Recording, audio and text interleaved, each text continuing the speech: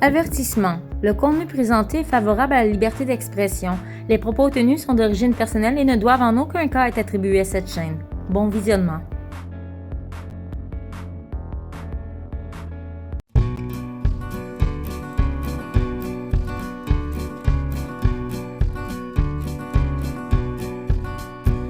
Sais-tu à quoi je pense? Et qui nous interdisent toute politique industrielle à la hauteur. Je remets. C'est quoi, c'est une vache Qui qui nous le... interdisent toute politique industrielle à la hauteur.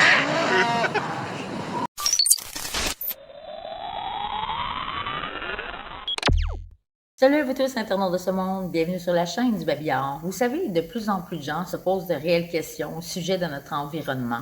Sur la chaîne de Jeff Benoit Live, que je vous suggère fortement d'aller voir, en parenthèse, Jeff reçoit un certain Ewa Nenki comme invité, et ce dernier lui amène un paquet d'informations importantes en ce qui concerne les traînées blanches laissées dans le ciel par les avions. Par commencer le 4 avril 2016 dans un conseil municipal de ville, dans la ville de Saint-Jean-sur-Richelieu. Ça fait drôle de dire ça, c'est l'endroit où je me trouve présentement. Un certain Marc-André Menard, jeune et honnête citoyen, nous arrive avec un sujet plutôt délicat à traiter, celui des chemtrails. Il nous fait part de ses nombreuses observations qu'il a fait dans un ciel d'été, ainsi que de son témoignage personnel suite à ces nombreuses observations. Il faut prendre note aussi que cette vidéo date déjà du 4 avril 2016. Je vous mettrai le lien dans la description de la vidéo. Fait que lui, il s'est rendu jusqu'à l'hôtel de ville de sa ville. Hein? De la ville, ils l'ont marqué tantôt. C'est un peu spécial là, que je veux parler aujourd'hui. C'est peut-être vous sensibiliser au début, puis j'aurai deux questions par la suite. J'aimerais ça parler du plan B, des accords de Paris sur l'environnement puis les changements climatiques. Le plan B, ça concerne en étant la géo-ingénierie. La géo-ingénierie, c'est des épandages aériens chimiques qu'ils font avec des matériaux pour pouvoir créer un meilleur albédo, un meilleur reflètement solaire, des rayonnements, dans le fond, pour solaire et ces affaires-là. Puis, dans le fond, ils sont en train de faire en ce moment, d'après moi, j'ai des doutes raisonnables de croire qu'ils font des tests à Saint-Jean-sur-Richelieu, d'épandage aérien. Avec les photos que vous avez vues, c'est des photos que j'ai prises moi-même de Saint-Jean. J'ai plein d'autres photos, j'ai des vidéos, je peux vous laisser toutes mes vidéos. J'ai beaucoup de matériel là, qui vont dans ce sens-là. Eux, ils mettent beaucoup d'aluminium, de barium, du strontium, Exact. du thorium. Il y a la liste aussi des matériaux utilisés. Moi, personnellement, j'ai fait des tests sanguins. Je suis le double en aluminium. Écoutez bien ça. Écoutez bien ça. Il a pris des tests sanguins. Écoutez bien tout ce qu'ils ont trouvé dans son analyse. Il va le dire, là. Let's go. Attendez. 0,8 nanomol de litre de barium. Les personnes qui ont fait les tests, dans le fond, au CHUM à Sherbrooke, qui m'ont rappelé parce qu'ils pensaient que je travaillais dans une usine nucléaire ou que je travaillais dans des produits radioactifs. J'ai passé mon été à que jouer au golf à Vallée-des-Forts, puis à être sur le Mont-Saint-Grégoire, filmer des avions parce que je fais beaucoup de recherches là-dessus en ce moment. J'ai beaucoup de documentation d'avions qui font des traînées. J'ai communiqué avec l'aviation civile, j'ai communiqué avec Pratt & Whitney Canada à Saint-Jean pour avoir des informations sur les matériaux qu'ils utilisaient de gaz, de kérosène, là, puis tous les nouveaux matériaux qu'ils mettent dans le gaz justement pour la pollution. Eux, ils m'ont expliqué qu'un contrail normal, qu'est-ce qu'on voit en arrière d'un avion, une traînée normale de cristaux liquides qui appelle, c'est quand tu regardes ça, c'est à peu près 10 fois la longueur de l'avion en arrière. Puis après ça, ça disparaît. Le même phénomène l'hiver que quand on marche puis qu'il y a de la buée qui sort de notre bouche, c'est le même phénomène. Il n'y a pas une traînée qui reste pendant des milles et des milles en arrière de toi, ça disparaît. Puis ça, c'est tout à fait normal. Là, le phénomène ici, c'est de la géo-ingénierie. Le nom anglais, c'est chemtrail. On en parle beaucoup. Là, ça commence à parler beaucoup en Europe, aux États-Unis, au Canada un peu moins. J'ai communiqué avec la personne officielle qui est en train de faire sa thèse postdoctorale, qui est Miguel Tremblay, du CNRC à Montréal. J'ai communiqué un peu avec lui. J'ai communiqué avec beaucoup de monde, là, en tout cas, de tous les départements, l'Environnement Canada, l'aviation civile. J'ai essayé de communiquer avec M. Hortel en personne et il n'a jamais voulu retourner mon appel. Il n'a jamais voulu répondre à mes emails concernant la géo-ingénierie. C'est ça. Puis là, j'ai des tests d'eau qui disent qu'il y a beaucoup d'aluminium. On a fait des tests, on a sorti le maximum, c'était 12,4 NUT d'aluminium dans l'eau. Puis ça, c'est des tests turbinés comme à l'usine de traitement d'eau ici. Moi, j'ai réussi à faire des... J'ai récolté de l'eau de pluie, puis je l'ai envoyé à un laboratoire, en tout cas, faire des analyses, puis ça. Puis qu'est-ce qu'ils m'ont revenu avec ça? C'est ça, là, qu'il y a beaucoup d'aluminium, du barium, puis des produits qui ne devraient pas se retrouver en grosseur de 2 microns et moins, plus petit qu'une globule rouge. Fait que quand on le respire, ça s'en va directement dans notre corps. On ne peut même pas s'en débarrasser, il n'y a rien à faire. Ça fait plusieurs années, ça a l'air qu'ils ont commencé ça. Des recherches que j'ai réussi à faire, ça fait 10 ans qu'ils en fait. Moi, ça fait 2 ans personnellement que j'ai remarqué ça parce que, comme je vous dis, je joue au golf. Ça m'a comme pas scrappé ma journée de golf, mais quand j'ai commencé à midi, j'ai commencé à avoir des avions passer. C'est de même que j'ai observé ça la première fois. Puis en fin de journée, c'était un brouillard complet, mais pourtant, quand on a commencé, le ciel, il n'y avait aucun cumulus. C'était beau, un beau bleu. Puis on voyait les avions passer toute la journée. Je commençais à m'informer. J'ai fait des tests de radiation, des tests geyser.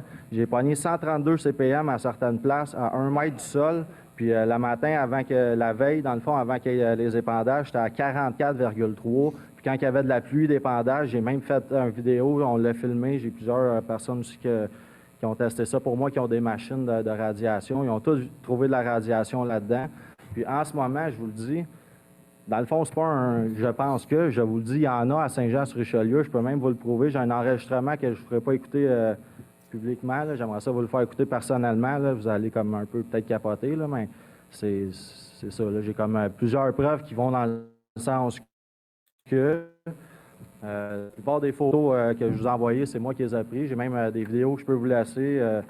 Ça ne me dérange pas de vous laisser ça. J'ai fait des tests aussi. J'ai beaucoup de rapports d'eau de pluie autres que les miens, que moi, personnellement, j'ai fait. J'ai réussi à trouver d'autres rapports. Et juste pour donner un peu plus de crédibilité au témoignage de Marc-André Ménard, qui avait eu lieu, je répète, le 4 avril 2016, dans la ville de Saint-Jean-sur-Richelieu, voici donc une vidéo que j'ai publiée il n'y a pas si longtemps sur la chaîne du Babillard.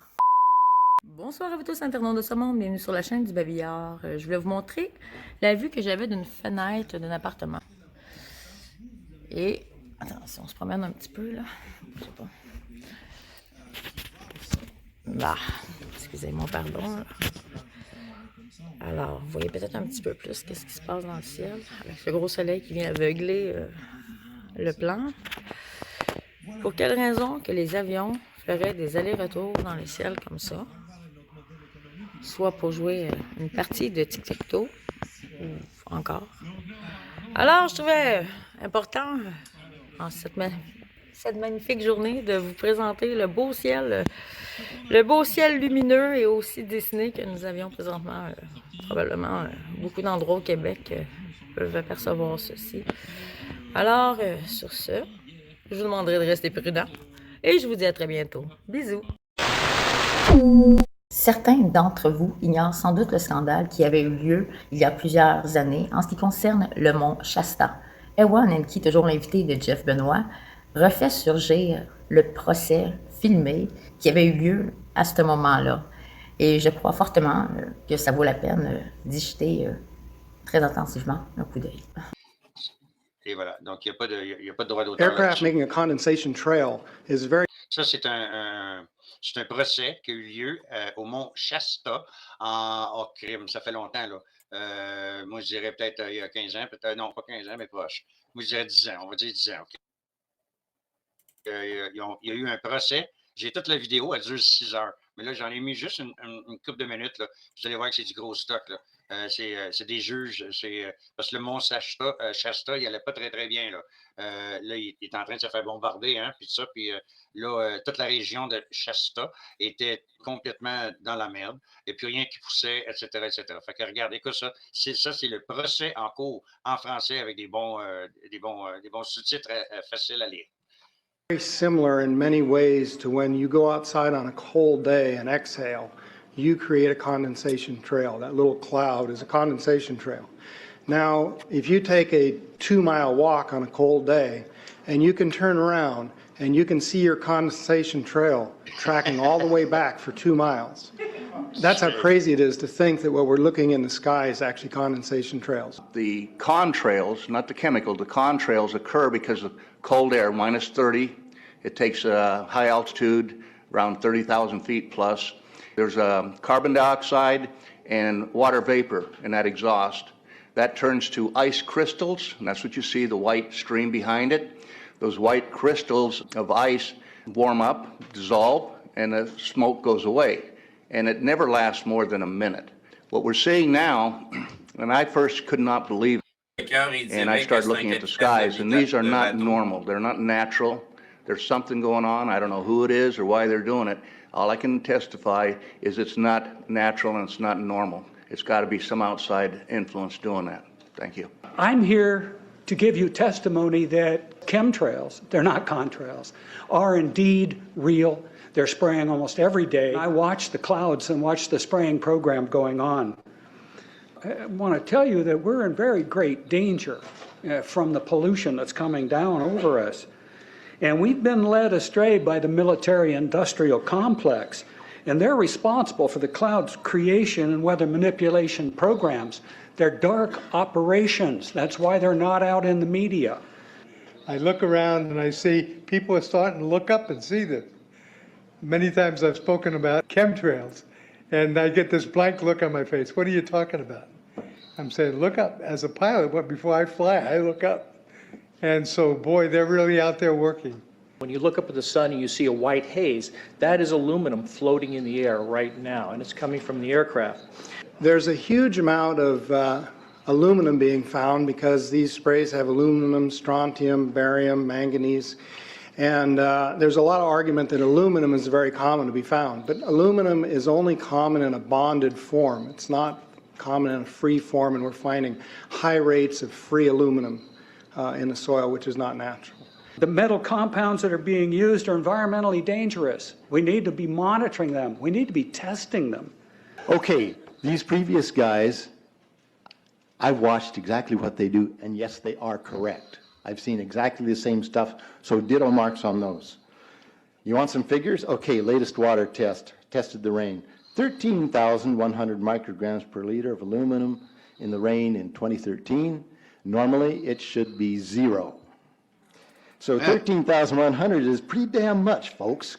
It used to be 0, then it was 100s in the 2000s, and then since 2010, it's into the 1,000s and the latest 13,100. In the snow on Mount Shasta, pristine Mount Shasta, 61,000 micrograms per liter, 4 times the amount that is found in the soil up there. Where in the hell is this stuff coming from if it's not coming from the soil? We have clouds in the sky we've never seen before. Almost every day I'm seeing clouds I've never seen before. And NASA has been even named a few of these new clouds. It's really interesting, but NASA is a corporation. I want you to know that. NASA has also conducted a research program in what they call metallized fuels. We're actually putting aluminum oxide right in the fuel because it has 2 atoms of aluminum and 3 atoms of oxygen. So during the combustion process, it releases all that oxygen and dramatically increases efficiency, but it leaves the aluminum in the air. We got things coming from sky down, and it's a huge, huge problem. Because as it comes down, what happens is a couple of things. Is that it actually is in our air, we breathe it. And as we breathe it, it's actually going to go up through our nostrils, into our brain, easiest access to our brain frontal lobe. The contaminants that have been identified, which already been mentioned, are aluminum. Aluminum is the #1 free radical generator to the brain to cause early apoptosis, which is early death of the brain, and it begins to set off the scar tissue, which we call the amygdalin, which is part of the chemical matrix related to Alzheimer's. I'm a neurologist practicing in Reading for 17 years, and in the past 5 years, I have seen the number of patients with Alzheimer's disease, Parkinson's, and other neurodegenerative diseases tremendously increased, almost quadruple. I became interested in chemtrails about 8 years ago when I was in Hawaii, and the Hawaiians are really being very vocal about it. I concur about the increasing number of Alzheimer's. They have been able to take the aluminum and micronize it, which means it'll stay up longer. But it also means, and I don't know if any of you have noticed some metallic taste in your mouth when they're spraying, but you inhale that, it goes up through your cribriform plate and through your sinuses and into the brain. As you heard, to spray nanoparticles, very small particles. These nanoparticles, they basically trigger a programmed cell death in the brain, and that is the ultimate path we see in Alzheimer's. That's problem number one, because when we look at the Alzheimer issue, we say those are the old. The real problem is, and the real scare I have, is as I am a father of two, I am a grandfather of three. So the drama is our children. ADD started in the 70s. Autism was not on the radar. There was no documents, there was no information. It was 1 in 100,000 children. Today, what we have is 1 in 48 boys. I was part of the early group that was looking for aluminum in ADD and ADHD. And all of those children that started to develop those phenomena had high levels of aluminum. When we figured out protocols to detox them out, to free the body of those particular contaminants, what happened is that their brains came back. When we do this to the age, it doesn't come back as quick, but it will come back. But I'm seeing Alzheimer's in 56 years old. Back in the 70s, Alzheimer's when you were 80. If you remember 8 to 10 years ago, there was this big move to get rid of aluminum from underarm deodorant because it would cause Alzheimer's. Look what they're doing to us now. I want to give you a little bit of history on the background behind nanoparticles has been described before. A nanometer is 1/1000th of a meter. It's very small. In fact, if you have particles, say, that are 40 or 50 nanometers across, you can take and line 50 of them up next to a single red blood cell. These things are extremely tiny. They're pervasive. The collapse and decrease of agriculture is something I worry about even more than the previous info about autism and Alzheimer's. Believe me, I'm seriously concerned with what I'm watching. As a wildlife biologist, I've been watching the ecosystem collapse. When you lose all your stream organisms, when you have aluminum overload in your streams, you're killing your microbial bacteria and you're disrupting the entire ecosystem. So it goes way beyond just a little bit of pollution. Entre-temps, bien sûr, il y a eu Météo-Média qui a fait part de ces nombreux nouveaux nuages qui sont apparus soudainement dans le ciel avec le temps. Tous portent bien sûr un nom beaucoup trop difficile et compliqué pour retenir. Et à chaque année, on a un thème. Et cette année, le thème, c'est comprendre les nuages. Parce qu'on sait qu'en météo, c'est quelque chose qui est important. C'est bien les nuages qui stimulent, si on veut, le cycle de l'eau et qui est fondamental en ce qui a trait à la vie sur Terre. Il est intéressant de voir qu'on vit quand même à une époque formidable avec les images qui circulent sur les réseaux sociaux, un point tel qu'on a identifié de nouveaux types de nuages et espèces. On a le volutus, le nuage en rouleau, ça c'est une nouveauté. On a également l'homogénitus, ce sont les nuages qu'on voit dans le sillage des avions, les fameuses traînées de condensation, ou encore l'asperitas, ou connu sous le nom d'asperatus, qui est un petit peu une mer houleuse, mais vue d'en dessous. Alors ça, ce sont des ciels qui sont quand même assez particuliers. Ce sont des nouveautés qui ont donc été intégrées à la classe internationale des nuages à partir de maintenant. Des nouveaux nuages, ça veut dire fabriqués par humaine. Là. Bienvenue au... Yes! Ben voyons donc. Et j'aimerais terminer ce dossier avec une vidéo qui date d'il y a presque un an déjà et qui est, selon moi, le plus bel exemple filmé de ce qu'on pourrait appeler les chemtrails et qui pourrait certainement en faire réfléchir et questionner plus d'un. Sur ce, n'hésitez pas à partager, à liker cette vidéo et si vous n'êtes toujours pas abonné, c'est peut-être le bon moment pour le faire. Je vous souhaite à tous de passer une excellente semaine et je vous dis à très bientôt. Ciao! Salut vous tous internautes de ce monde et bienvenue sur la chaîne du Babillard. Aujourd'hui, nous sommes le lendemain de la fête des mères et je me retrouve présentement à 16h et je vais vous montrer quelque chose. Et voilà, il y a un beau gros lait pour s'assurer que tout le monde voit bien.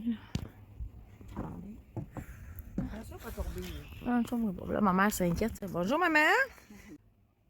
Alors, c'est important d'exposer ça. Regarde, tout le temps, il y en a une plus petite que l'autre. La plus petite, là, va devenir aussi large que celle qui est du bas, finalement. Qui était au départ grosse comme elle aussi. Grosse et comme elle, la même ampleur. Alors, hein? Puis ici, il y a beaucoup de... Tu sais, regardez, il y a quand même beaucoup de champs, il y a beaucoup de... Tu sais, donc... je sais pas, là, vous... en tout cas... Moi, j'ai de la misère à comprendre que nous parlons ici simplement d'une condensation que l'avion laisse en arrière comme traîner. Là, à un moment donné, il ne faut pas prendre le monde pour des câbles. A few moments later. Et voilà. Et voilà. Encore un peu plus. Ma mère qui a pas de verre. Vous pas ça dans la ville chez nous à Saint-Jean, le gros? Non, je vais peut-être filmer en vue. Je vais aller plus. Hop, là. Plante pas là. Filmer le soleil direct, déjà j'ai un problème avec les yeux. Attendez, qu'est-ce que je vais faire? Je vais ratisser le truc. Comme ça. Ça, c'est le soleil. Regardez plus par ici. Tiens, on va faire un beau. Ici. Ah là, les larmes. D'autres, c'est sûr qu'il y en a d'autres. Hein. Ça ne cachera pas que. Hein? Parce que moi, c'est les places qu'il y a des terres. Ouais, c'est ça. Ben ouais, ben c'est parce que c'est l'alimentation. Ils mettent ça dans la bouffe après. Ils sont pas caves. Ils sont juste méchants, mais ils sont pas caves. Alors, la différence qu'on peut y trouver entre un génocide et puis un démocide, c'est beau ciel. Alors, restez prudents. Et je vous dis à très bientôt, mes chers internautes de ce monde. Ciao! Alors, nous sommes 5 minutes plus tard. Encore là, je suis un peu généreuse dans le temps. Et je vais vous montrer encore une fois comment que nous sommes entourés de bienveillance.